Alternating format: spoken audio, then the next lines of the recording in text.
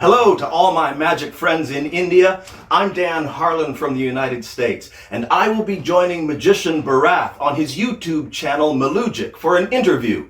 I'll see you all there very soon.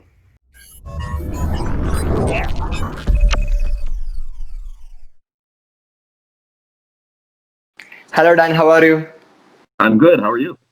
I'm doing fine. So first of all, let me just say this. Thank you so much for accepting my invitation for doing this interview. You are the man who reworked the legendary Turble series. You are known as the creative genius in the magic industry. You are one of the best magic teachers in the world, and you are one of the best hosts in the magic world. You are the creator of the most world famous Card-Toon deck. And if I'm going to talk about you, this interview won't be enough. I mean, it will take a long time. And 2 years back, you actually appeared on Penn and Teller Fool Us, and you actually badly fooled them with the world famous creation of yours. But let me be honest here. I'm really sure that I'm 100% confident that this interview is gonna be special, because usually when I ask questions to all the great performers whom I interviewed, they only answer to the question which I ask. And the special thing or the unique thing about you is that even if my question is very stupid at its very core, you are going to cover every aspect of that. And you are a kind of a man who like to share the wisdom with every magicians around the world. So let's start the session. We clearly know the fact that everyone in this world cannot be a magician, because nowadays, YouTube is exploding with lot of tutorials and all on the internet. But it doesn't mean that everyone can learn and become a magician. And also, not every professional magician who has so much experience cannot be a great thinker, because then in the world there will be many magic creators. I mean, every professional magician will be a magic creator, and it's not possible, because being a professional magician and being a great thinker is different, right? So it is. How a magician can be a great thinker in magic, and what's your thought about this? Well, okay. Some people are naturally drawn to logical thinking. So some people naturally have that ability. I think I'm one of those people where I like to think step by step through absolutely everything. So if you're naturally drawn to that, then my advice is don't resist that. That comes in very handy in magic, to logically think through every step and to really, really pay attention to it. If you're not naturally drawn to that, you can learn that skill. It's just the issue is you have to know what to think about. And most people that learn magic tricks, all they think about is keeping the secret a secret. And that's not enough. That's the base level. That's exactly where you should start, but it's not where you should stop. So once you think about keeping the secret, the real thing that you need to pay attention to, the real way to think about being a magician and to think about magic, is forget the secret for a moment and think about what the actual process looks like to somebody in the audience. Imagine, if you will, that there was no secret, that you were actually doing what you say you're doing. And what you'll find in your own mind is that a lot of what we do doesn't make sense outside of concealing the secret. So we have to justify the pieces and the process that we do that allows us to use a secret, but you have to justify that in a way that as if there was not a secret happening. So whatever it is that you're doing, however it is that you go through that process, make sure it makes sense, makes as though it's natural, and you're not trying to conceal anything. And then you will get to a point where the magic is supposed to happen. So if you've done that, I highly suggest to anybody that performs magic to rehearse without the secret in place. Okay, does that make sense to you? Yeah. So it doesn't matter what you're doing, but I mean, let's take a dumb example, a really dumb example. Let's say that you do the linking rings. Okay, all right. Put your key ring aside. Don't use it. Just grab 2 regular rings. Right? Go through some moves with 2 regular rings and get to the point where you're going to link them together. Well, you're going to find that you can't. You can't, right? But what if at that moment that you just switched to the 2 linked rings and they were linked together, and now you continue with those 2 rings that can't be taken apart? All right. That's the appearance that you want. That's the moment that you want the audience to remember. That's that feeling that you want to engender in them. That's the pinnacle. That's the point you want to heighten. So what you're going to find by going through this process is that if you think about the progression of everything that you need to do as though there's no secret, then real magic happens. And then afterwards, everything is treated as natural. You'll find that there's an established condition. There's a major change in that condition, and now that condition is established. All good magic, the audience knows what's actually real. Then something happens that's outside of that realm. And then from that point on, everything is still actually real. So hopefully that helps a little bit. It takes a lot to figure out those details, and I know I'm going over it in a very general way because there are plenty of details leading up to that. You know, how do you make sure the audience believes in the reality that you're establishing? You know, how do you make that change then when there really is a secret? How do you continue to make it natural and make it seem like you haven't hidden anything from them? Hopefully that helps. Yeah, thank you for explaining it so beautifully. And also talking about being a great thinker, we have to think a lot about magic. And also a great thinker is someone who will actually end up turning as a magic creator eventually, right? So one of the things which I always have, the question has in mind is that, see, if a magician is a part of the world famous societies like IBM or Society of American Magicians, you know, we have the material that what all effects or methods have published years back, right? So let's say here is the scenario. One magician actually got started magic, and let's say they have completed 4 or 5 years in magic, and they eventually start to think about magic, and they actually come up with their own methods. But let's say that magician is not part of the world famous society, or that magician doesn't have any connection with the legendary performers all around the world. How can that magician make sure that this method doesn't exist before, or this method is already published later, a few years before, or many years before? Yeah, well, I'm gonna hate myself for saying this, but I am gonna say it. You can contact me.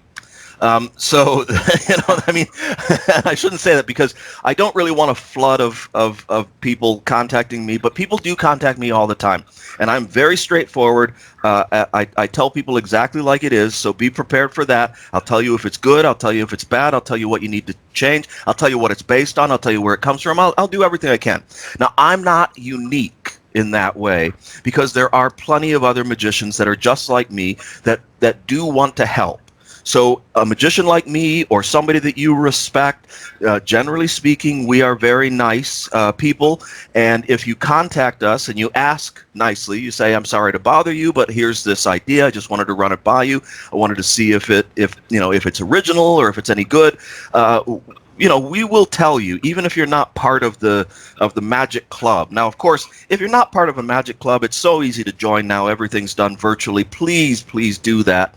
You know, join some kind of magic organization where you can at least run your ideas by a few other eyes, and you'll find some people that know what they're talking about, some people that don't know what they're talking about, but at least you'll get some feedback. And I think it's important for you to develop the thick skin that's necessary to deal with the truth of the feedback that you get. Whether somebody knows what they're talking about or they don't know what they're talking about, what they're telling you is the way they feel. So, you know, you have to listen to everybody's opinion, and then you have to weigh that opinion. But as far as checking originality on something, you have to go to a smart source. You have to go to somebody that knows what they're talking about. So, you know, I'm one of those, and there are other guys that are like that. So if you're looking, so for example, you wouldn't want to run a coin trick by me. I'm not really that well known in coin magic. I know a lot about it. I don't do a lot of it. It's not you know, my particular preference. So if you got a coin trick, you want to run it by a coin guy. You know, by the same token, even though I do a lot of card magic, I am not the guy that cares in great detail about moves, you know, so, or variations of moves or color changes or, you know, or card artistry or any of that kind of stuff. So you got to find somebody that that is more in that niche of what they're good at, and run the ideas by them if it fits into that. As far as general purpose and stand-up magic and close-up magic and stuff like that, you can run it by me. It used to be I was the rubber band expert because I started the whole damn thing, but now you'd want to talk to Joe Reinfleisch, So that's what it is. You find the person that knows the most about the thing that you're working on, and just ask them nicely, can you take a quick look at this? And generally speaking, there will be time, and they'll get back to you. That's one thing I noticed. I mean, it's really appreciable, including you. I mean, a lot of the great performers, like whom I messaged for the interview, it's really amazing thing. I mean, so respectable and honored to have you guys like you. Because, before lockdown implemented in our country and there also, you guys are super busy. I mean, we cannot blame that why you are not responding us back, right? So now you have some free time and you are taking initiative and effort and time for the magic community. That's really a great thing. And what you said is actually true, because people will get you back if they have time. That's really true, though. So yeah. Yeah, I think what it is that if you're really good at anything, so let's make it specific. If you're really good at magic, you care about magic, and caring about magic means that you don't want anybody to do it poorly. You don't want anybody to go out there and make a fool of magicians. I mean, it's been hard enough for us to establish ourselves over many years as kind of a respectable entertainer. And it took major breakthroughs for that to happen. I would say that a major turning point was David Blaine. When he hit the scene, where people were no longer thinking about all magicians being kids entertainers and working in tuxedos. Now, of course, for years before that, everybody was doing that, but he was the most public persona that really changed people's perception about what a magician is. And now that's continued through many, many, many, many different phases, and it continues on Penn and Teller, where people are now exposed to a variety of magicians, all ages, male, female, all from all over the world, doing funny things, doing scary things, doing interesting things, doing dark things. It's great to see that now the world understands that magicians aren't just one kind of cookie cutter, silly thing. So we have to keep that going. We have to make sure that anybody that wants to do this is doing the best job they possibly can. Yeah, that's true though. And also, let me just ask you this. Every great performers in the world have their own philosophy about magic, right? I mean, every magicians have their own philosophy about magic. And what magic means to them is actually extremely different, right? For each and every performers. So what is magic to you, and what's your philosophy about magic? Yeah, I'll tell you, I can sum that up actually pretty simply. It's the first time anybody's asked me about my philosophy of magic. I like magic to have a practical purpose. So for me, just like I was talking about before, I want that moment of that effect to be something that either I desire or the audience desires. My favorite thing to do is to get in a situation where the audience really wants the magic to work, where they have created a situation, or they have asked for something, and now they want a positive result. Because if you can get the audience's opinion to be like that, then what you're doing fulfills a purpose. I like my magic to have a purpose, if at all possible. And now sometimes that's a real challenge, and not everything that I do fits into that or is obviously along those lines. But most of the things that I do, I get to that point where the magic has to happen, and I make sure that the audience is willingly saying, yes, I want this to work out, because that creates the proper tension. It's a dramatic tension. They're like, something has to happen here that can't happen here, but we want that to happen. So it's up to you now, Mr. Magician, to fulfill our desires. And then that's what I like to do. Okay, all right, perfect. And also, see, being a professional magician, we have to give importance to many things. I mean, there are many elements, right? Like well, we have to find our own unique personality. We should be perfect in the moves, or we should have the way we talk, the way we engage the audience, our charisma, our stage presence, lot of stuff, right? But one of the strange thing is that nowadays what we are seeing on social media is that we go out and perform some magic. Maybe that magician won't be good at the stage personality. Maybe that magician won't be good and the moves they do. But when they perform, different people react to different styles for magic, right? And the people don't know how good he is in the moves he do. People don't know how much good he is in the personality that he have on stage. But that spectators reacts to that magic in a very crazy way. And he will take that portion, he will put out on the social media, and that will make him the greatest magician in the era. And the people who are watching this, they're gonna be like, wow, this guy is so awesome. I mean, people really care about the reaction a magician gets. I mean, they doesn't care about the moves he do, they doesn't care about the method he do. So any magician can look great nowadays in the social media because of the reactions they get. So, and also the soul of the magic is all about performance and the reaction. Reaction is one of the necessary thing for magic, because if he doesn't get the reaction back, the magic don't have the soul in it, right? So what I'm going to ask you is that, what is the really important thing the magician have to give importance? I mean, does the magician have to give only importance for the reactions, or for the each and every detail he have to make that performance great? Well, it completely depends on what that performer wants to accomplish, what makes them happy about the art that they're creating. So there is a huge difference between somebody that goes out and pre-records something, records something and then edits it down and then edits in reactions, because the art that that person is creating is that they are creating a digital representation of what a magician might be. So that person is not creating a real experience of magic. What they're creating is basically a movie version of a magician. And that's fine if they want to do that and if they're good at that, because if they're really good at acting, then they can become the best magician on video ever. But that's the stipulation.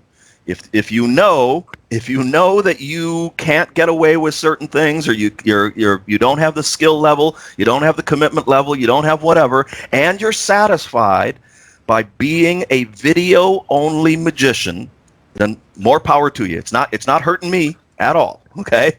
As a matter of fact, you can see some really good magic done that way. Now, that doesn't mean that that's the end of what a magician is, because honestly, I mean, it's kind of a new development because of the easy access that we all have now to video and video editing. We can all do that part. I mean, anybody with any sense at all can record a bunch of performances and separate reactions and stitch it together and make it look like something. So I don't have a disrespect for that. I have an understanding that that is a particular kind of acting. My particular kind of acting transcends all media. So that's, I can do that. I can also do that without any editing. I can do a full video live performance and still get the great reactions. I can also do a virtual show and get great reactions. I can also have somebody right here next to me and get a great reaction. I can also do a big theater, 1,000 people, and get a great reaction. So you have to ask yourself as a performer, are you satisfied with limiting yourself to one expression, one medium?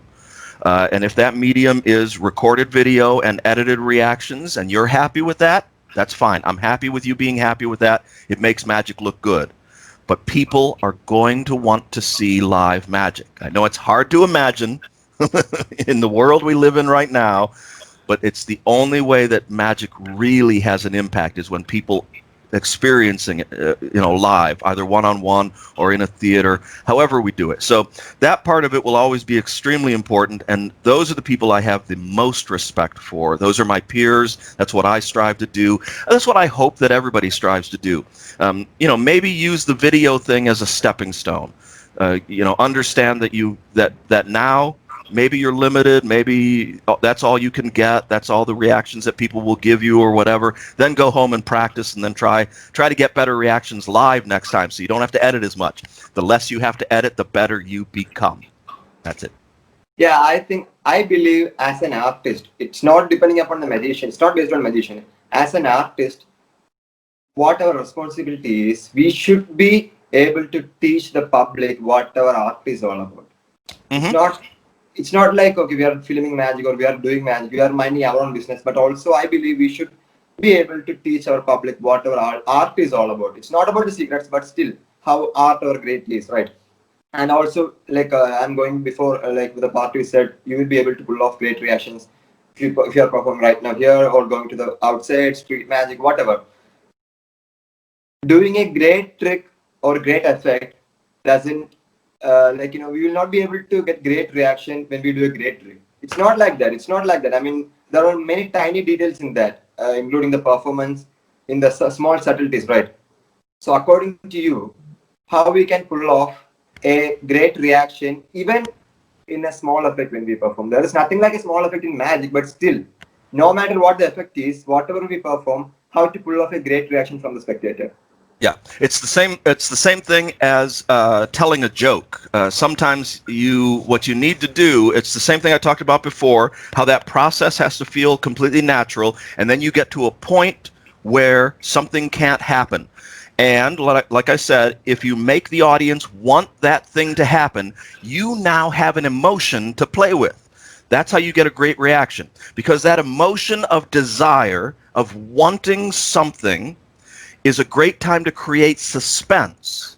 And then when you release that suspense, it's like the punchline of a joke, where you'd get a laughter response.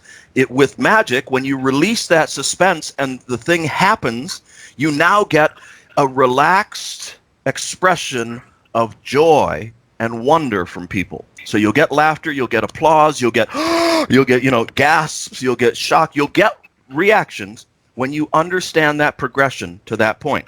Now, there's also a very simple trick. Magicians have used it for hundreds of years, and that is when you get to the point just before something happens, and you say to the person, now you know this is impossible, but if this happens, will you be surprised? Then they say yes. Now, they have acknowledged that they must react, you see? So, so you say, so I've got a card in my hand and you've named the 3 of clubs. If I turn this around and it's the 3 of clubs, will you be shocked? When they say yes, bam, you turn it around. They have to be shocked. They've told themselves, I must react by being shocked, even though you coached them, okay?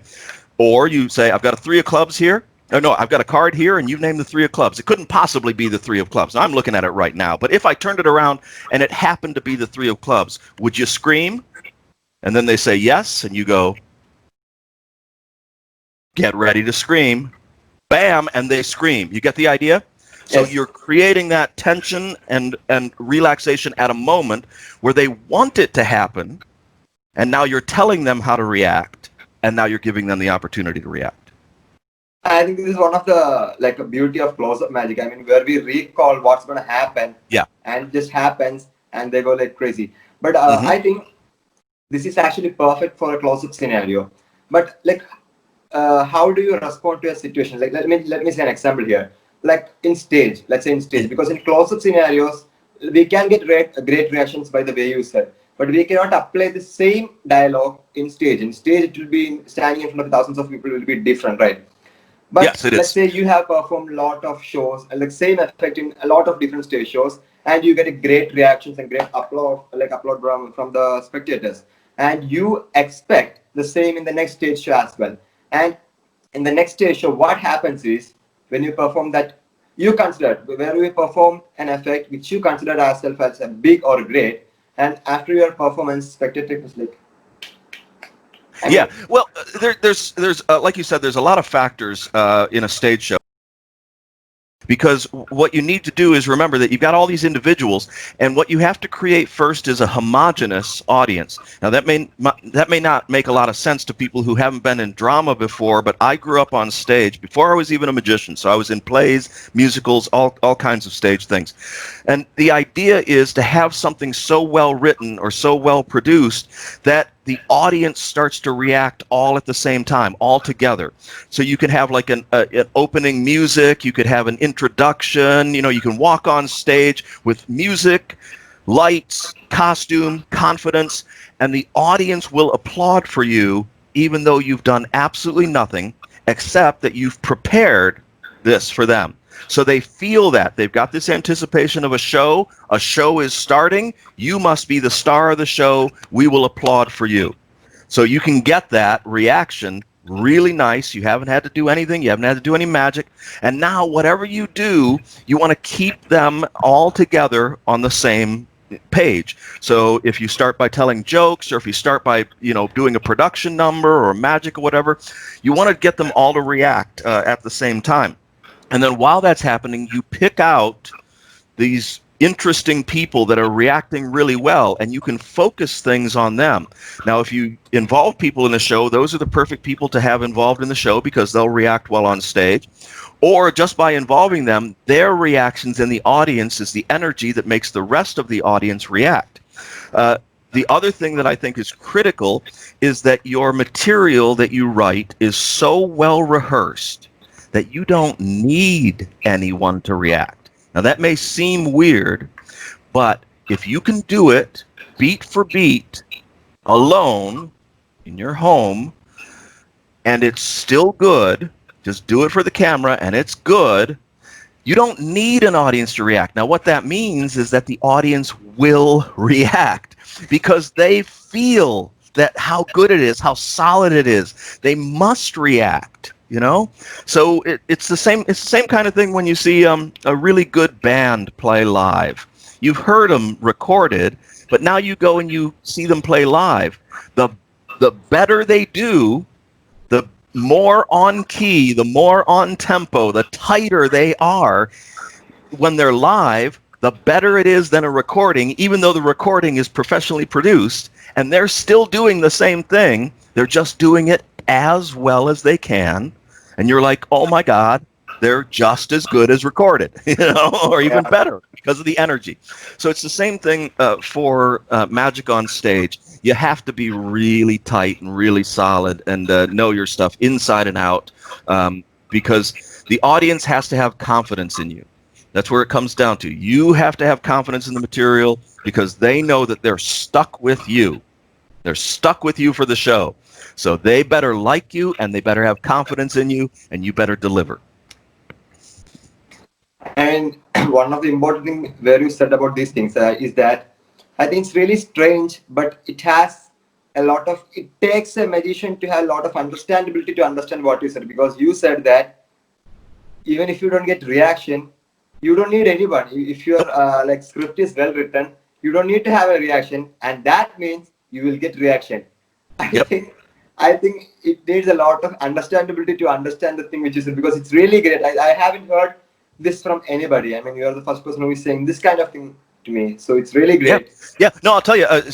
Like sometimes when you're performing multiple shows in a row, it doesn't matter what the venue is. Sometimes you'll get an off crowd. You'll get the after dinner crowd. That happens at the Magic Castle all the time when you're doing like a 7 p.m. show or an 8 p.m. show, and most everybody's eaten and they're full and they've seen a ton of magic already, and now they come and they sit in your show and they're digesting, and they're just quieter. They're just quieter people. That's it, because they've seen a lot already.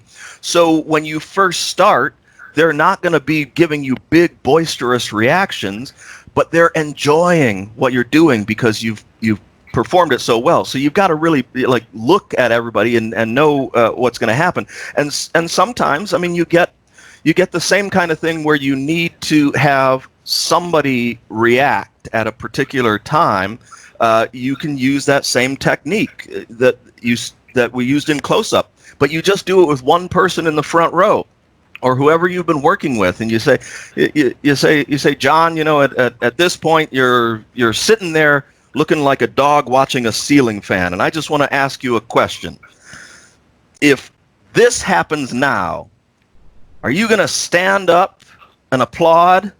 And then they go, yeah, because the thing that you're saying can't happen. So if you use a joke, you get one person, they react. You can do all kinds of techniques, but really the basic technique is to be so good at what you're doing that people can just sit there and act like they're watching television. And most people who watch television, they don't react big reactions. but they might laugh at something that's funny. And if they hear somebody else laugh at something, they'll laugh at something. So the idea is to just have really well-planned material where you know where the beats are. Now my favorite thing in live performance, and I miss it so much, is when you get that reaction that you didn't plan for, that you didn't know. You know, when you get something, it just happens, right? You say something and it just tickles somebody and they just react. Those are these priceless, beautiful moments that happen in live performance that you should just, you know, love them and just run with them and have fun with them and then remember them and try to recreate them next time. Whatever you can do, you know, always be getting the feedback from the audience on what they enjoy and try to give it to them the next time.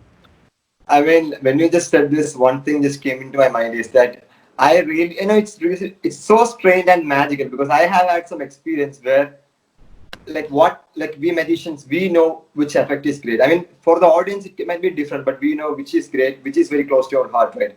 Sometimes I had an experience like where I didn't get reaction for the effect, which I considered as great, but I got the amazing reaction for the muscle pass or the Sibyl cut. You know, It's really strange and magical when I do like. So good. Yeah, good.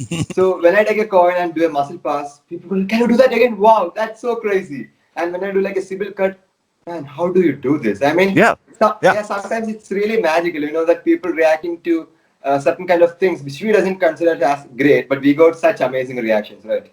No, and that's the thing. I mean, see, because you're talking about things where what you are getting for those, at least what I believe is, that the reactions that you're getting for those are that people realize it must take a lot of time and effort to learn that skill.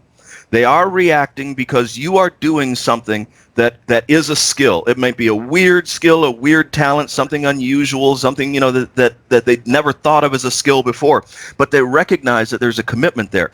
Those are important reactions too, because like I said, an audience has to have confidence in you. So if you can do something where you're showing off, but you're not apparently showing off, you're just doing it, just becomes natural for you and you do it, and then all of a sudden they react and you're like, oh yeah, I forgot that used to be hard to do. Right?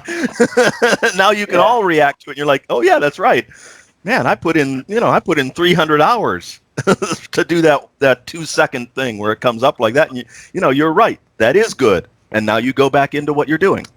Because now they'll react to the things that they don't see because they know that you've put in time to do the things that they can see.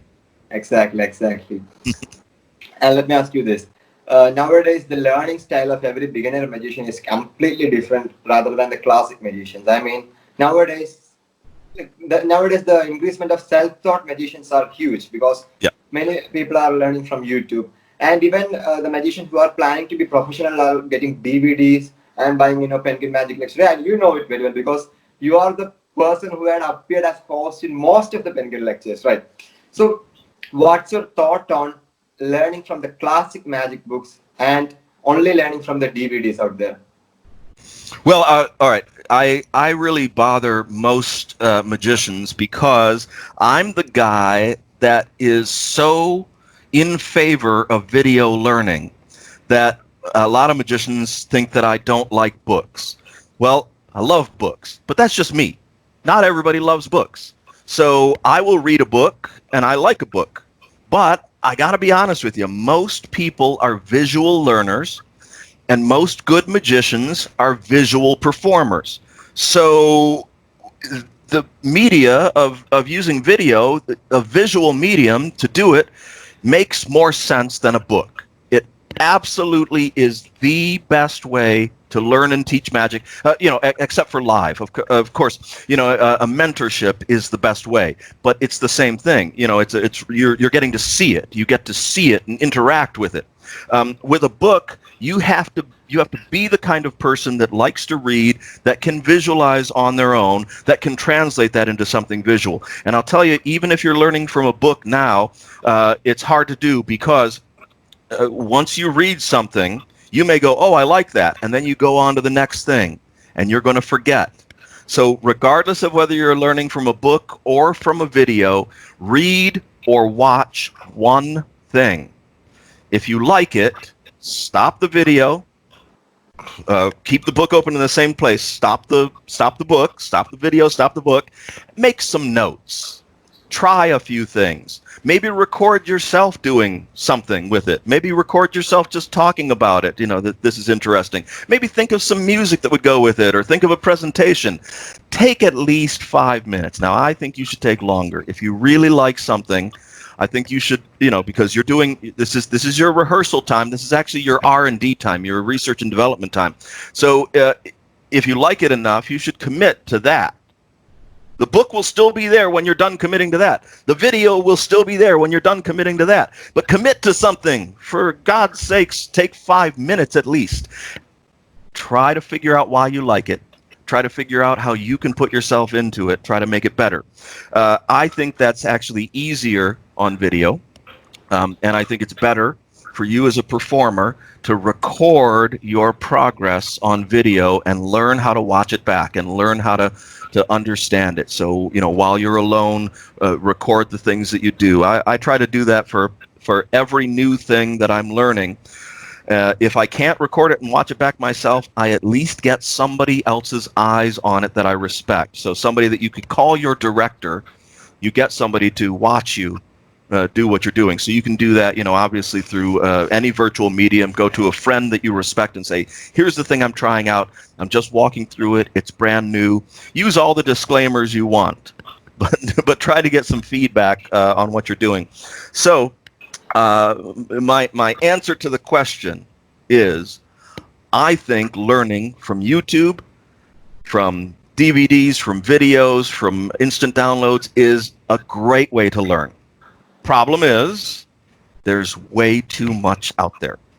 Okay, that's the problem. And I think what is important is that learning the effect from the right person is the most important thing, I believe. And that's the important thing, is to start being discerning. When you start out, you don't know good from bad. Everything's good. When you start out, everything's good. It is. Everything is good. Oh my gosh, the simplest little thing is really good. Don't forget that. That's still going to be true as you learn more. But eventually you have to develop a palate, your own palate. It's like trying different food, You have to remember that, first of all, you have to be excited by what you're learning. So don't try to learn everything if you're not interested in something. Don't bother learning it. It's not for you. Learn what you're interested in. That'll help you narrow that down. Learn in style by people that you're interested in their style. You can emulate people without imitating them. And that's important. Once you learn how to do somebody's routine, make it your own, and you are emulating that, and then change it completely when you eventually become a professional, because you don't want to copy what somebody does exactly. But it helps you to narrow when you develop a taste, a palate, an idea of who you are. And also when you find people who know what they're talking about. And the best way to know if somebody knows what they're talking about is success. If they are successful, whether you agree with them or don't agree with them, they know what they're talking about. It may not be your definition of success. It may not be your style. It may not even appeal to you. But you cannot say that somebody who's successful is not doing something right. There's something right. Plenty of magicians that I know, professionals that are my friends, that are really good at business.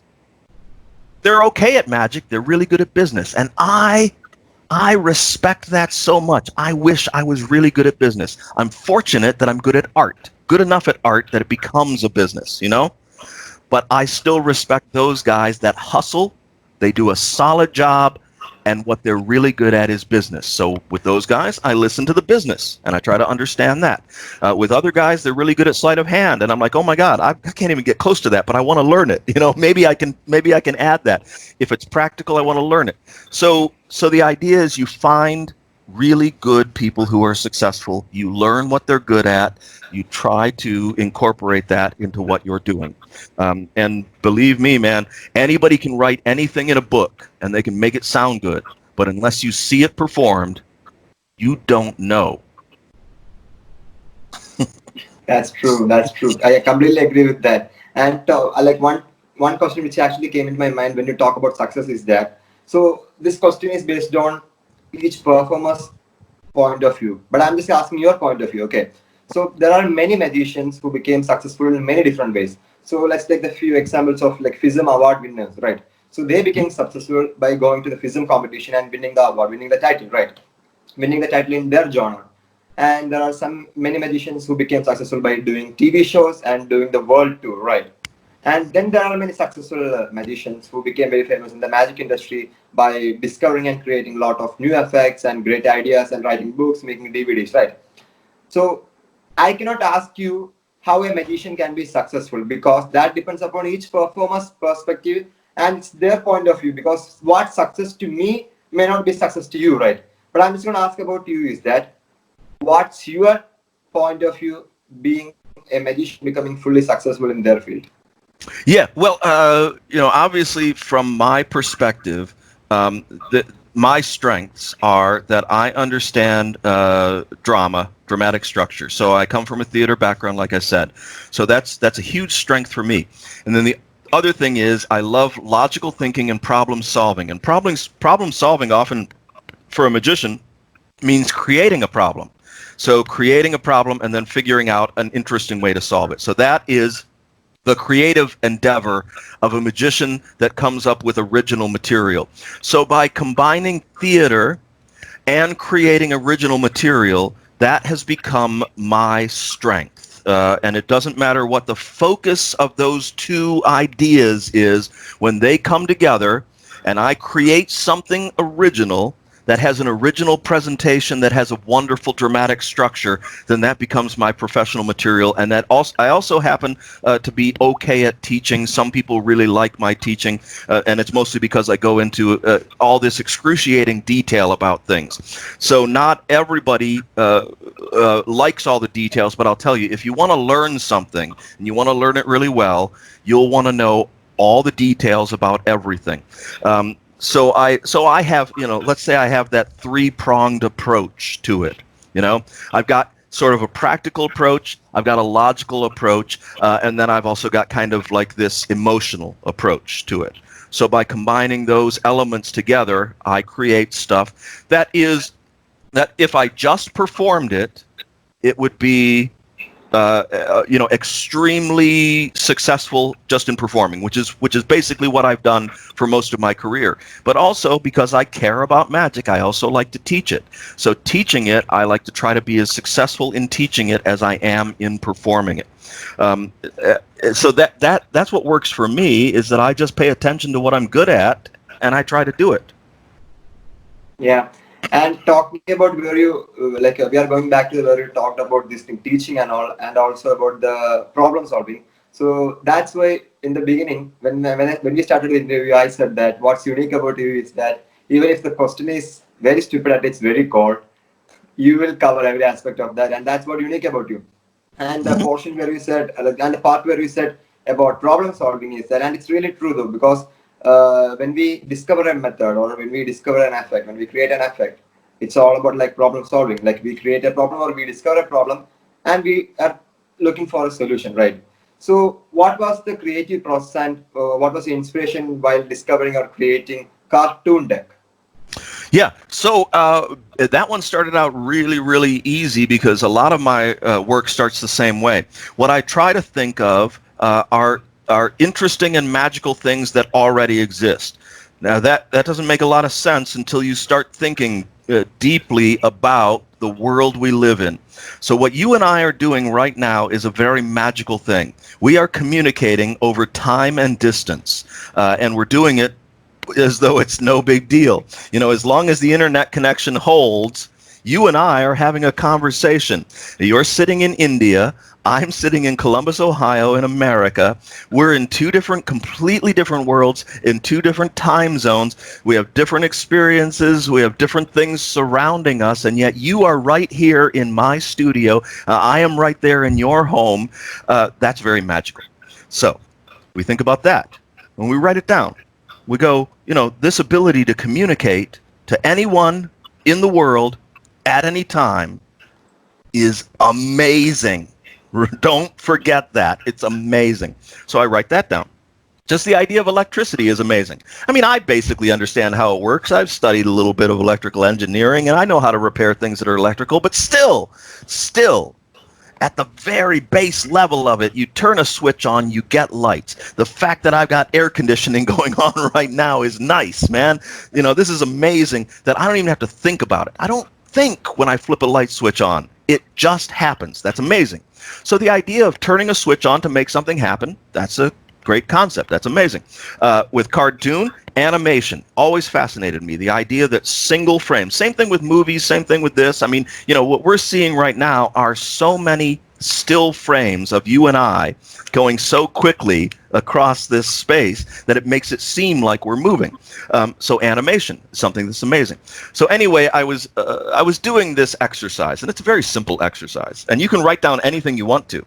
I'll tell you, I used to do creativity seminars on this, and what I would ask for is for somebody to say something so mundane and so not amazing, and then we would talk about it, and they would find out how truly amazing that mundane thing is. It doesn't matter what you pick, because if you think deeply enough about the common things in the world, the fact that they got there and they exist in the situation and the idea of what they are. I mean, I once had somebody say carpet. Carpet does not seem magical. You know, I mean, with the idea of the floating carpet or whatever, but we got rid of that. But the idea that you can just go to any store and get all these cool little woven designs that used to take all this intricate time, and a machine actually created that thing. That machine has this programming in it that makes that same weave for the next person, and it's consistent and it's perfect. I mean, come on, that shit's magical, right? All right. So anyway, so you can start to write these things down. So one night after a gig, I was doing this exercise, and I'm driving and I'm writing these things down. It's back in the days before it was common to record everything. So I'm driving, and with my right hand, I'm writing things on a notepad next to me, and one of those is animation. And it just stuck in my head that one of the possibilities with animation is to take the frames in a different order. And so by the time I got home, I had almost fully formed this idea. I just wasn't 100% sure. I knew it was going to be on a deck of cards. I knew I was going to have some animation. I knew I was going to be able to change it. And it started out complicated, you know, having to do pharaoh shuffles and having to shift particular cards and all that kind of stuff. And then it clicked in my head that you only have to change the last picture. And then I thought, well, okay, I'm going to have a bank of pictures that don't get shown to change to the last picture. And then the last piece of the puzzle just popped into my head, and that is that when you're flipping a flip book, you only see one end of that flip book. And since these are cards, there's an entire another end. There's actually 3 other places on cards. Because let's say you had a double back deck.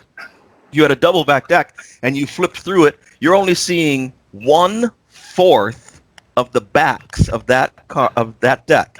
You can turn them, you can flip them, you can spin them. You can change if you want to work on it. The first idea I had with Card-Toon is it's a double back deck, and all kinds of crazy stuff can happen because just by turning the deck over, completely new animation. I don't know what it would be because the idea has become so big and so cumbersome, you now have to compress it down into something that's practical. And so I came up with the practical idea of just using double-ended design and having an index built in.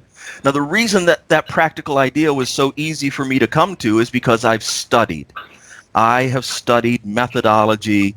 I've absorbed it. I highly recommend if you are a creative type that you understand the tools you're working with, the base that you start with, you understand methodology and variations and all of that kind of stuff. Because that way, when you have a creative idea, you now have practical solutions. They may not always work, but at least you have a good place to start. So that's what I did with Card-Toon. I started with a practical solution. It worked out great. The whole thing came together in one night. And then the next morning I got up and I was like, well, I got to do this right now. It came together, but there were problems. So now I had something. I had a great idea. I had a solid concept. I just had to fix a couple of minor issues with it and then try to get it produced. And that was, that's the basic idea of Card-Toon. Wow. And you know what?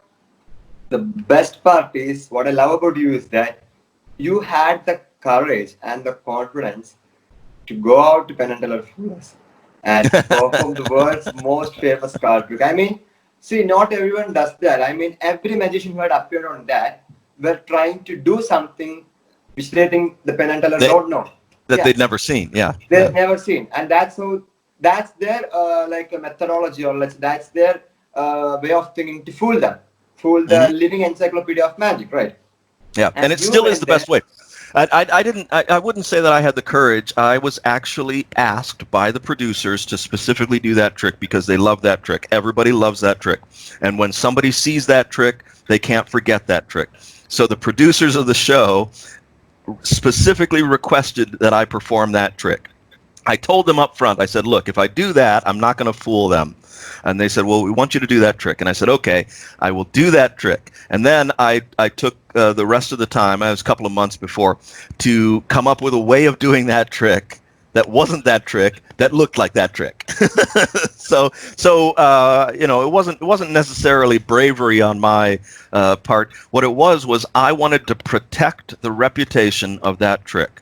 If I had just gone on and performed it as is, I would not have fooled them. And then in addition to that, anybody that saw that performance could look it up and they could buy the original and they would know exactly what I did. So I thought to myself, well, I will come up with a way of doing that trick that looks like the original so that people can buy the original, but by buying the original, it will not help them understand how I did the trick. It was really more to protect magic than anything else. And were you so sure about this thing that will you be able to like fool them? And also one thing to add is that, what do you think the main element of fooling the living encyclopedia of magic? Yeah, it's actually pretty easy. I mean, it's silly that we have to talk about it. But what it is creating really good red herring. So in general, and I don't know if you're familiar with the term, but the red herring is it's a distraction that makes them believe that something else is going on. So all you have to do is give them a plausible method that's not the method, and then do the best that you can, as you always do, to conceal the real method. Now that plausible method, I don't think that I fooled them the best of anybody. That would be impossible to do with Card-Toon. You can't use Card-Toon to fool them the best, but you can use something they've never seen before and make them think that you're doing something with it. And then what you're actually doing is something completely different. But what I believe you need to do in that circumstance is that once you know you've convinced them that you're doing a particular thing, you need to negate that possibility. It needs to be eliminated. So from the whole idea. So some people have done some really good stuff with that. I can't really list just off the top of my head the most specific kinds of stuff that was done. There was the guy, we had him in for a magic lecture, and he was the guy that did his performance naked.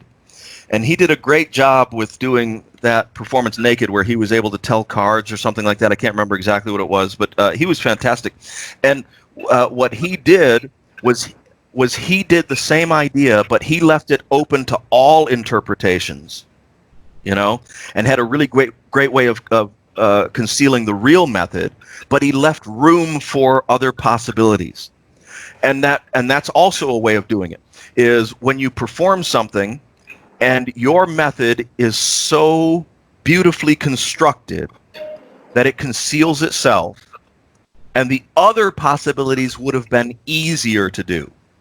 You could have done it this way. You could have done it that way. Oh, a great example of that is Sean Farquhar doing his book test. So there are many ways that could be done, but his method is so well concealed that it's not the first thing you think of. It's not the first 5 or 6 things that you think of, and so that's also the possibility. So basically, it is a red herring or an easy answer That's not the answer. There should be an easy answer, an easy way to do this, but that's not how you did it. You know? All right. Okay. That's interesting. Yeah. So let me ask you something. This is one of the things which most of the beginner magicians ask to many great performers. So even though like I would like to hear your thoughts on this. When we learn magic, specifically let's say the street magic or closet magic scenario. All right. So when we learn something and we know we are very good at it, I mean, like let's say we practice a lot for that, but we don't know how to handle the audience, or we don't know how to approach the people. And let's say we are in a club, or we are like out in the park, and we saw a full gang there, and they are talking, they are enjoying their moments. So sometimes the beginner magician will think that, okay, if I go and approach them, like it might be a disturbance for them because they are enjoying their moment. And should we really go into their privacy and do magic? And also, approaching style is completely different in different places, right? Where in America, it's completely different. Like we have to go, like it's a different style, and in British, it's a different style, and here in India, it's a different thing. So, how to get the confidence to approach to completely random strangers and pull off some great reactions and do some amazing tricks? Yeah. It's not something that I have to deal with, but I will tell you that in my past, I would have to do walk around magic, which is very, very similar because you have a cold approach, all the time, and some places that I had to do walk around magic were really similar because people weren't expecting magic. It's not like walk around magic in a restaurant where once they find out there's a magician, people are like, oh my God, I hope the magician doesn't come over here. that also happens, where, oh no, he's a magician and I hope he doesn't come over here. That's even worse than approaching somebody who isn't expecting a magician. There's people who are expecting a magician but don't want to see magic. I can tell you about both of those things. The approach is exactly the same way. You must be very friendly. You must be very engaging. If you really, really want to do it and you want to rehearse, I'm going to give you a trick, and that is that you have a friend with you that records everything. Just the presence of that camera makes it easier. It's the reason that David Blaine was able to do everything that he was able to do approaching people like that. Now, he did learn his approach in the nightclubs. So you're asking the right question, but doing that out on the streets, doing the nightclub approach out on the streets requires you to have a cameraman with you, a crew even, so that people are like, wait a second, something's happening. Now, if you're doing it and you're alone, like I did, then you must be friendly and you must have a very simple script prepared. Now, my script was really easy and it works really well for the nightclub too. Okay, it doesn't have to be true, but if you're in a nightclub and you went up to somebody and you said, hey, how's it going? My name's Dan. You having a good time? Hey, the owner asked me to show you something cool. You want to see something cool? You are a VIP, my friend. If you say no to me, I say, well, no, that's all right, but this is for VIPs only. Hit me up later. Now I've told you, you missed your opportunity. So I turn to somebody and I go, hey, how's it going? My name is Dan. The owner asked me to show you something cool. It's only for VIPs. You want to see it? Now you're right over there and you missed your opportunity. Now I'm going to connect. Eventually. It's just sales. It's a very simple sales thing. So my approach in the restaurants, a little more low key. It's like, good evening. Hope everybody's having a wonderful time. The management's asked me to entertain you while you wait for your meal. Boom. Done. Right? Simple. Go up to somebody in a park and you say, hey, hope you're having a wonderful afternoon. I'm sorry to disturb you, but my name is Dan. I'm a magician. I'm working on something, and I just need somebody to see something cool. Do you have a moment? All right. And right? I have one small doubt regarding this, okay, where you said that we have to be friendly. So being friendly means being likable to the audience, right? So being in our approach, we have to be friendly. So that's how they like our approach. We have to be likable. The one question is that, let's say that magician is an introvert. So here's the scenario. Either he had to find a unique personality which goes well with his real life personality, that is being an introvert. Otherwise, he had to change the personality just for magic, and in real life he will stay as introvert only. So what is the best way to do it? If that guy is an introvert, if that magician is an introvert, does he have to find a personality to change the introvert personality, or does he have to find a personality which goes with very well with the introvert personality? Yeah, when you're initially starting out, I mean, I honestly think that most magicians, like most actors, are at their core introverts.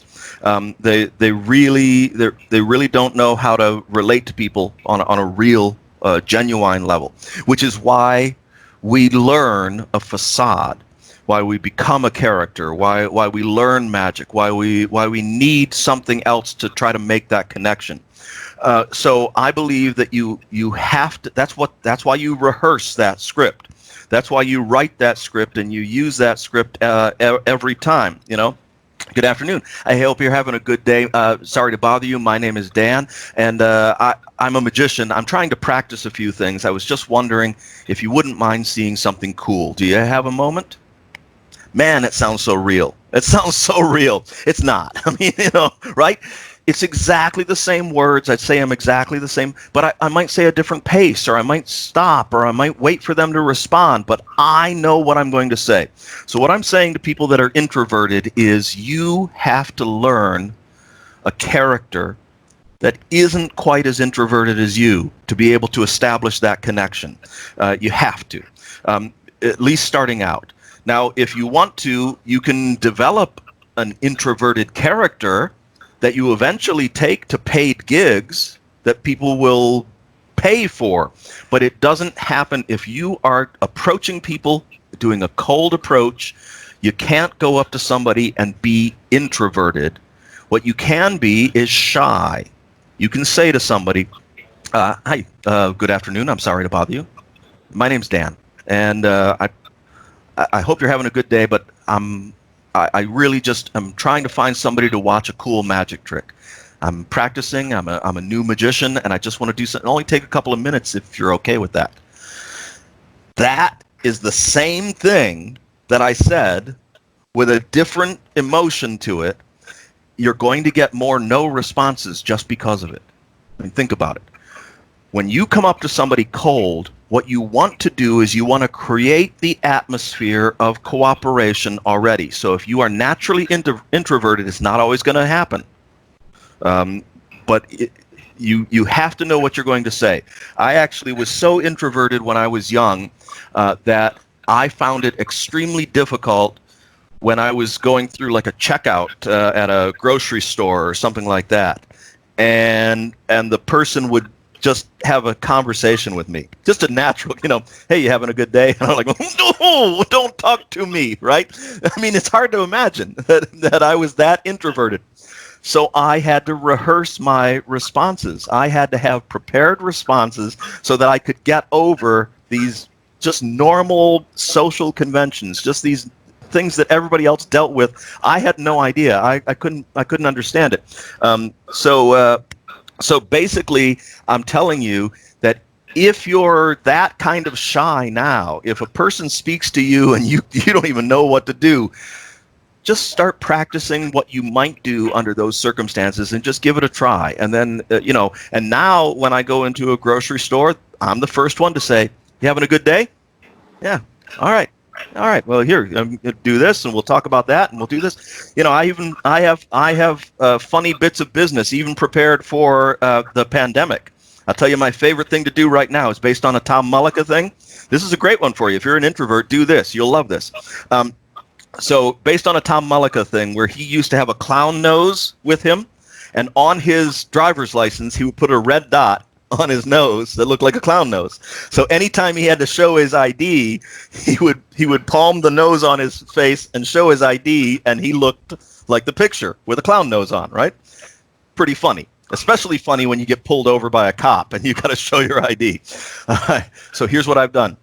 On my driver's license, I have an N95 mask, a COVID official mask on my photo for my license. So now every time I purchase my cigarettes and my booze, I show my license and I'm wearing a mask and my ID's wearing a mask, and everybody gets a kick out of it.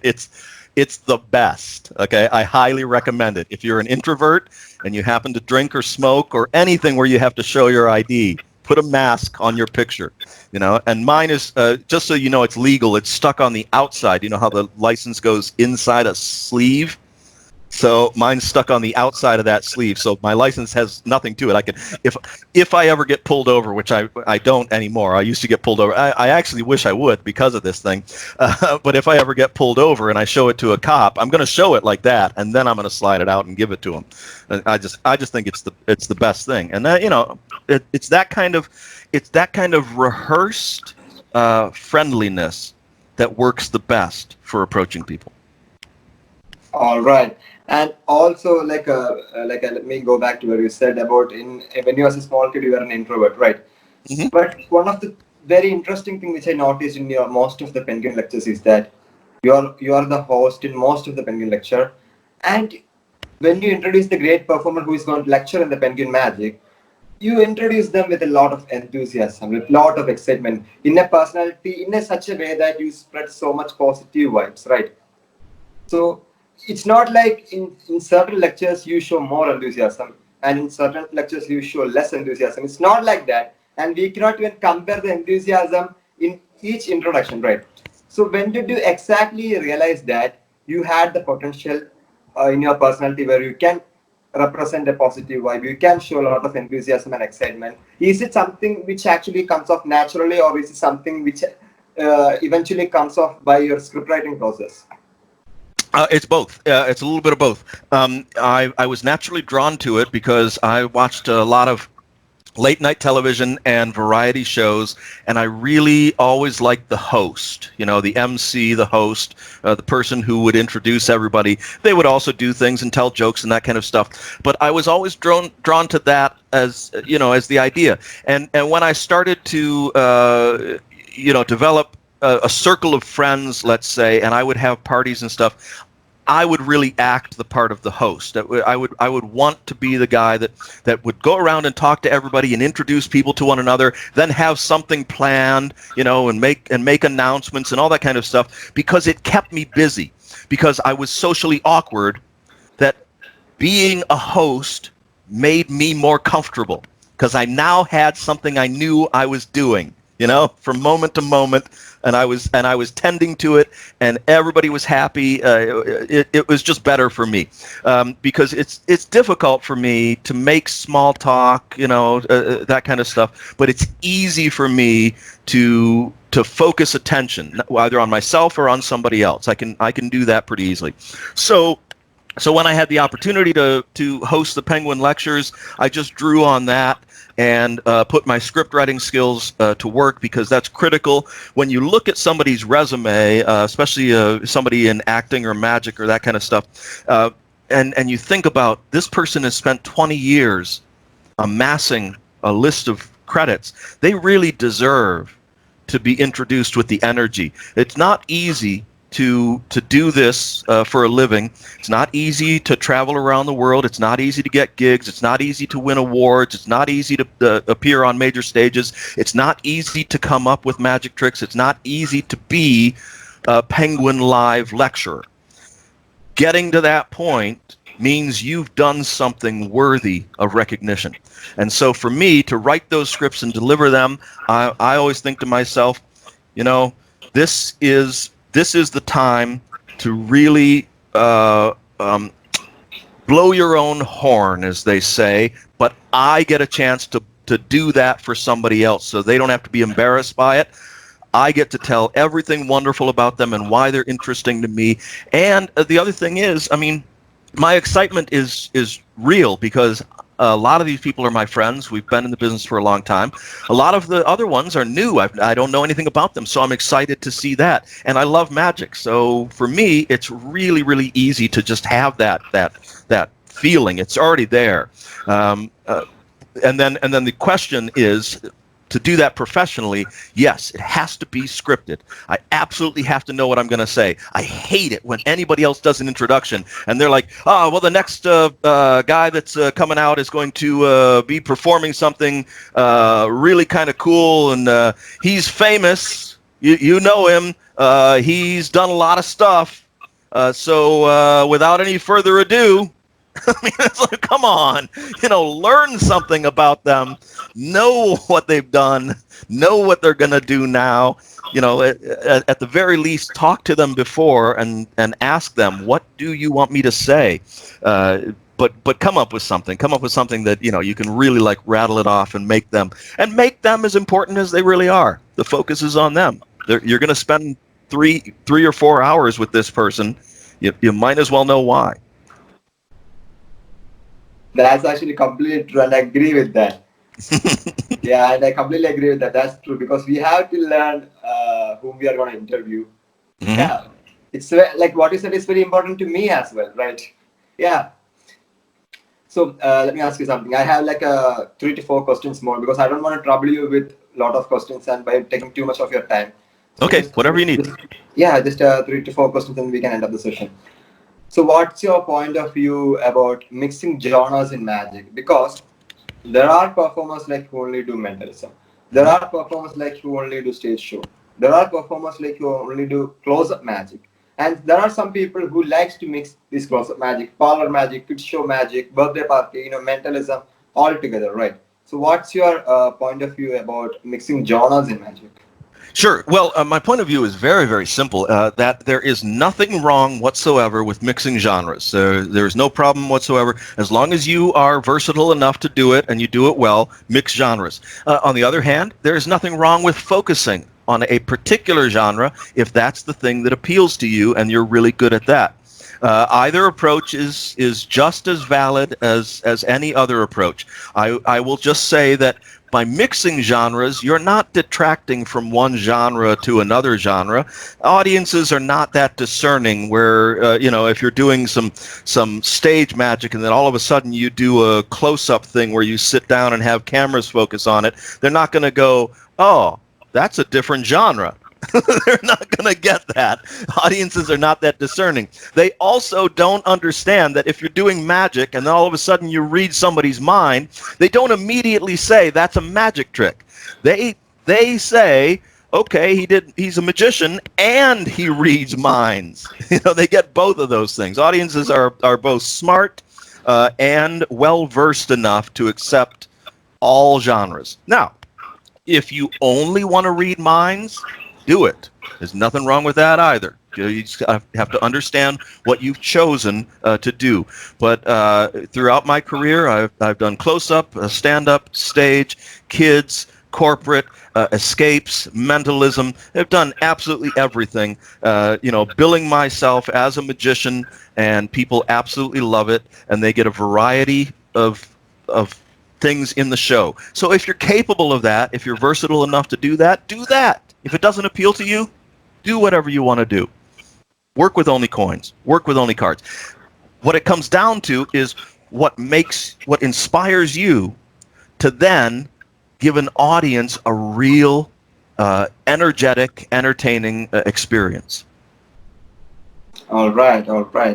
And what's your point of view about because why I'm asking you this question is because you have met many great performers, many legendary performers in the world, because like I said, you were the host in most of the lectures, and also apart from that, I'm pretty sure that you have a lot of very great connections with most of the legendary performers. So what's your thought on the Eastern School of Magic and the Western School of Magic, and how do you see both of them? Yeah, well, obviously, as you know, everything is mixing more and more, which I absolutely love. And so the world is now being exposed to a variety of things. Let me just do this, and I'll start again because it's annoying me. Okay, so. As you know, the world is now becoming much closer, and everything from every place in the world is all mixing together. So we're all starting to see a lot of various styles and that kind of stuff. And and there's Western style of magic, which has become very much, at least in what I see, coming from like the nightclub and the bar scene, and the variety theaters and that kind of of stuff. And then you also have like the Spanish school of magic, which is a lot more intimate, but a lot more energetic and that kind of thing. And then you've got some like the styles in Asia that are very precise, based, very visual, a lot of manipulation, those kinds of things. I mean, you can find pockets that you can identify as a particular style, and that's fine. I love all of it, okay? And I don't think that any particular genre or particular style or particular region in the world has the only best magic. I think you're seeing some incredible magic coming from all styles, from all around the world, and mixing together. And as we move forward as magicians, I love the fact that we're sharing more of that, and people are exposed to more styles, and more styles are crossing over boundaries and borders and things like that. It's because honestly, let's hope, let's keep our fingers crossed that the world as a unit moves forward away from all of this, the strife that we have, all of the pressures that we're under, all of this, having to distance ourselves and all that. Now let's hope that when we finally get past this, that we all continue to share the way that we're sharing here. We all learn from each other, and we all try to do the best we can, regardless of what our influences and our desires are. So yeah, I'm for all of it, because all of it will make every one of us better than what we were before, and I think that's the only reason that I'm really in this as far as the teaching goes, because I could just sit back and perform and just do virtual shows all day and pre-recorded stuff and make money off of social media and never talk like this. But I'm in this to teach so that we're all better, and I think we need to have these resources coming from everywhere. That's what I'm trying to say. So if you're asking about distinctions, yeah, sure, we can make those distinctions, but let's forget about that. Let's find good magic wherever it is and spread it all over the world. Yeah. That's true, though. I mean, so, and also it's so kind of you that you are sharing your wisdom in this time for the magic community, right? You have a reputation in many fields as a magic teacher, as a magic performer, as a creative genius, and lecturer, as a host, right? So what's the important element that a magician have to give importance for gaining a reputation and respect? Is it by getting so much fame and stardom by doing the television shows, or is it because of their skill level, or is it because of a performance? What it really takes to gain reputation and respect for a professional magician in the industry? It takes a love and a commitment to this particular art form. It doesn't matter what the results of that love and commitment are, but when you love what you're doing, whatever it is that you're doing, and you are really committed to it, to the point where that's all you're going to do. You make expressions of the thing that you love, and you make more of those expressions and more of those expressions, and you get people to see them. Something will happen that takes you along a certain path. In general, you don't set out from the very beginning saying, this is the path I'm taking, but eventually it calls to you, whether that is to go through television, or whether it is as a designer of magic tricks, or whether it is as an educator in things, or whether it is as just a performer, for whoever wants to see you perform, maybe you'll never do any television, or maybe you'll never do any broadcast of any kind. As long as you love it and you commit to it and you continue to do it, the word gets out. And maybe fame isn't the thing that you want, but fame just happens because you're doing something. I don't know. You're just doing something all the time and doing it extremely well. I mean, that's the answer. If you want to create fame, you still have to start in the same place. Do something all the time and do it extremely well. Now, to create fame, you get that in front of as many people as you can, and that's so much easier nowadays. On your social media. So do something extremely well all the time, and now just publish it here and there and whatever.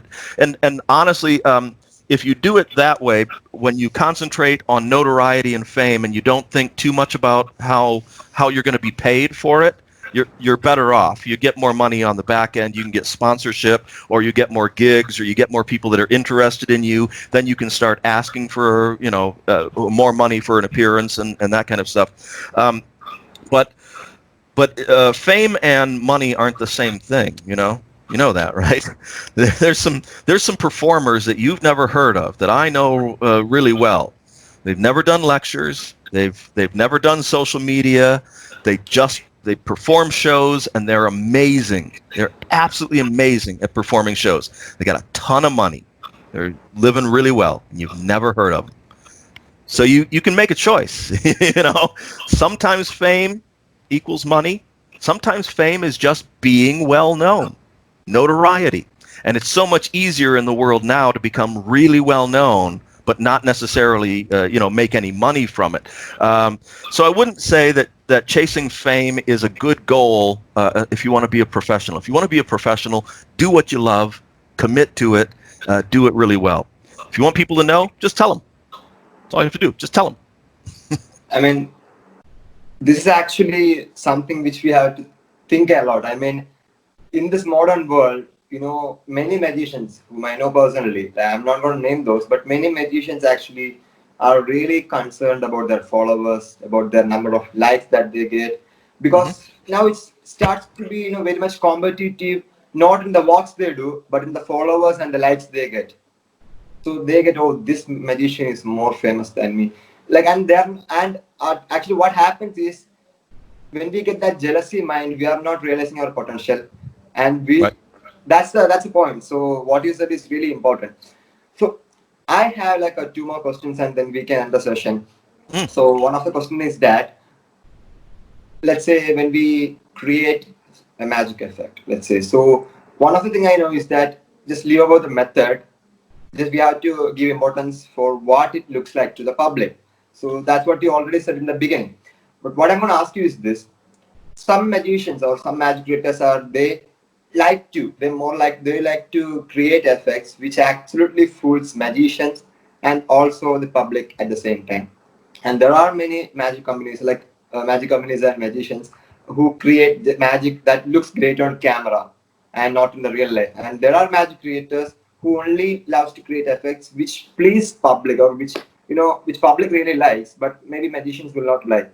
So according to you, which is better, and which path we should follow?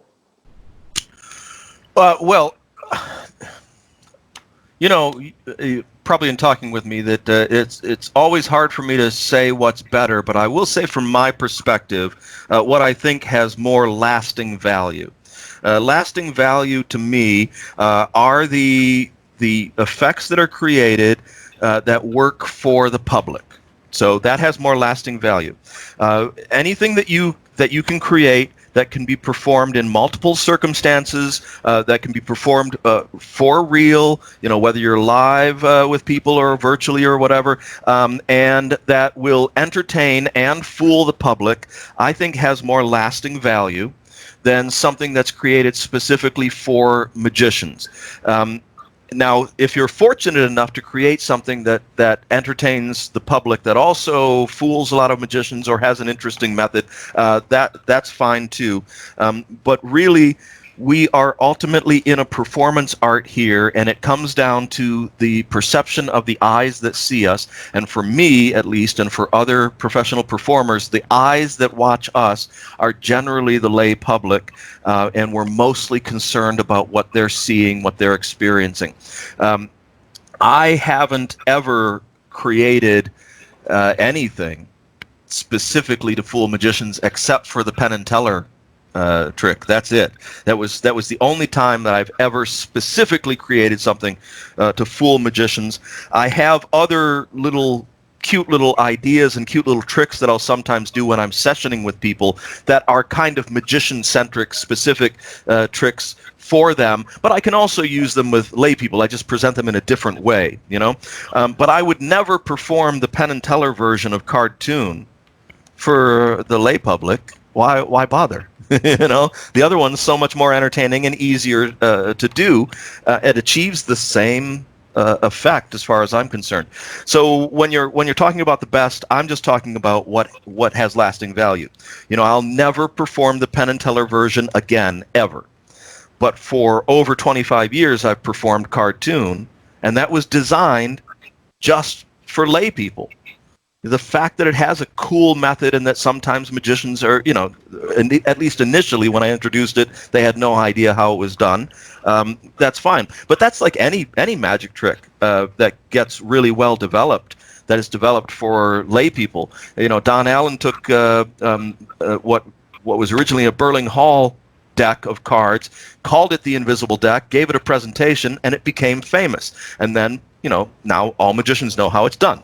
So that, you know, it's that kind of thing. When a trick's first introduced, yeah, it's going to fool most magicians anyway.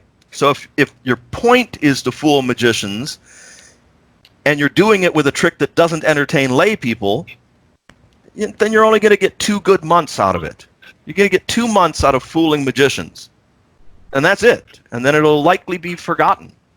But if your purpose is to come up with something that fools the public and entertains the public, well, you'll still get a month or 2 out of fooling magicians, generally speaking. And even if you don't, even if they know exactly how it's done, they will probably recognize its potential. So you're better off creating magic for the end goal of entertaining the public. That's my thought. Thank you, Dan, for explaining it so beautifully. You bet. And I just have like one more question. Okay. Just one more question, then we can end the session. So the question I'm going to ask you is that, okay, I already have a perspective on this, but I think it's not going to happen. I know it's not going to affect so much, but I would like to know your thought on this. So basically, magic is a totally different art form, apart from like music or dance. I mean, it's completely different, right? If you are taking all the art forms in the world, magic is completely different because it's so deceptive. I mean, public doesn't know the methods behind it. That's what makes it unique. So let's say in a stage, if they announce like a music band, if they introduce a music band, everyone will like, you know, okay, we can rock and we can enjoy so much. And if it is a dance show, if it is like a mime or ventriloquism, whatever. But when a host announced that a magic show is going to happen, everyone wants to find out the secret. I mean, okay, many people will love to enjoy it, watch it, but in every country, in all the places around the world, most of the people want to find out the trick, find out the secret behind it. And this is a common question we get when we perform a trick, right? That, how do you do it? How did you do that? I mean, this is the most common question which a magician gets from the public. So my question is that, right now, like we know that internet is exploding with lot of materials, right? In YouTube or anywhere. Like if you, for example, let's say I'm doing a trick. I mean, if I do it in the right way, people won't bother about the secret. But still, I'm just saying, like there will be nerds, right? So let's say I did a water vanishing trick, and then that boy can directly search for how to do the water vanishing trick. Then he can get the secret. So what I'm trying to ask you is that, where do you see the future of magic will be, as day by day the increasement of tutorials in YouTube and social media platform? Will our art form exist in the future? Where do you see the future of magic will be? Yeah, you know, absolutely. It will exist, and I honestly think that we've already reached saturation level. Maybe even 5 years ago, we've already reached the saturation of exposure videos and YouTube tutorials. I don't believe that we're getting the same inundation that we did have. The other ones still exist there, so it seems like there's more. But the actual speed at which the information got onto the internet has slowed down considerably. And back when it was really when it was hitting, when it was new, when exposure was on YouTube everywhere and everybody was trying to fight it, I was the one guy that understood Maybe there were more, but I was the one guy that expressed that what's happening is only going to matter to people who are interested in the secrets to begin with. There are going to be people in your show. There's 3 different types of people that watch magic shows. There are the people who don't want to know how it's done.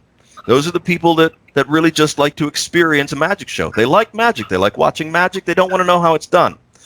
There are people who don't care how it's done. Those are people who don't like magic and don't like watching magic shows and don't want to know how it's done. So those are the 2 people you have to focus on. The people who don't want to know how it's done, that enjoy your show, and the people who don't want to know how it's done, that don't enjoy your show, because you've got to make them enjoy your show. Now, there's the other people who just want to know how it's done. Those are the people you're talking about. I don't believe that is a big segment of the population, at least in my experience in talking to people, and especially if you do a good and entertaining job. I don't believe that most people want to know how it's done. They might go, oh, how was that done? They're not really asking. They really don't want to know. What they're saying to themselves is, I don't know how it was done. I'm either enjoying it or I'm not. The small segment of people that want to know secrets, they burn themselves out very quickly. So what happens to them is that they start researching secrets and they go, oh, that's it? That's it? That's it? After about a year at the most of gathering magic secrets, they now realize there aren't a lot of good secrets in magic.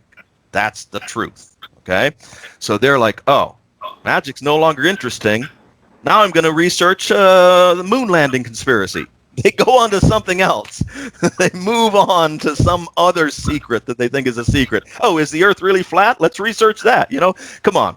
Nobody cares that much about magic secrets without magic. If that's all they're interested in is looking up the magic secret, they're not interested in experiencing magic. What they're interested in is just knowing shit to know shit. And eventually they build a pile of knowledge that means nothing. Just a big pile of nothing, right? And when they look at that pile of nothing, they're like, why am I doing this?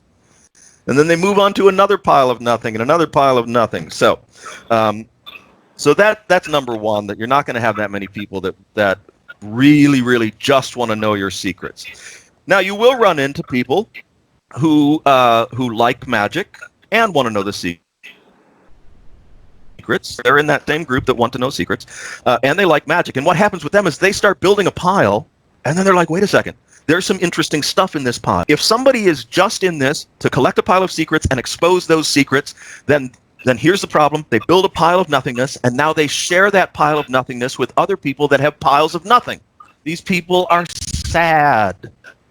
They're sad because they can't create anything. They don't create anything. They can't think on their own. They don't try. So whatever it is that they're doing, just let them do it. They mean absolutely nothing to the 2 people in my audience that are important, the ones that love it and the ones that hate it. None of them want to know. What I want to do is I want to perform for the people that love it. I want to convert the people that think that they hate it, that haven't ever seen good magic. I want them to be entertained. I want them to be inspired. I want them to feel magical moments. So my job is to just do that. And like you said, if you do it right, they don't think about researching things. Now, if anybody ever come up, it hasn't happened in years, but if anybody ever comes up to me after my show and they say, "Oh, I know how you did that," I would say, "Well, that's good for you, but don't spoil it for everybody else." That's it. Just don't spoil it for everybody else. It's good for you. And then they get the idea. They're like, "I don't care, because I don't care. I don't care if you know how I do it. I'm still going to do it really well." Yes, that's the spirit of it. Yeah, and thanks for well putting the idea all together. Yeah. So Sure. Once again, thank you so much, Dan, for this wonderful interview. Like I said, I already knew this, that you are gonna, even if my questions are, let's say, my questions are stupid at its very core, I know that you are gonna cover every aspect of it. And because you are the kind of a person whom I noticed that it's very rare that creative genius people would like to share the full wisdom they have to the performers around the world, helping mind, right? So you are one of Well, the I'm happy to do it, and Bharath, I got to tell you, these questions, they were not stupid. These are great questions. They're questions everybody should think about. My answers, obviously, I've thought about them. I've spent years with them. They work for me. But honestly, everybody, think about what we've been talking about here and come with your own conclusions. Why you do the things that you do. Yeah, and also I'm really sure that this is going to help a lot of magicians in their thought process and the way they feel and think about magic. I strongly believe that. So once again, thank you so much, Dan, for giving your valuable time with us, and spread love and positivity. Take care and stay safe, buddy. Thank you. Thank you so much. You're very welcome. Stay safe. Great talking to you.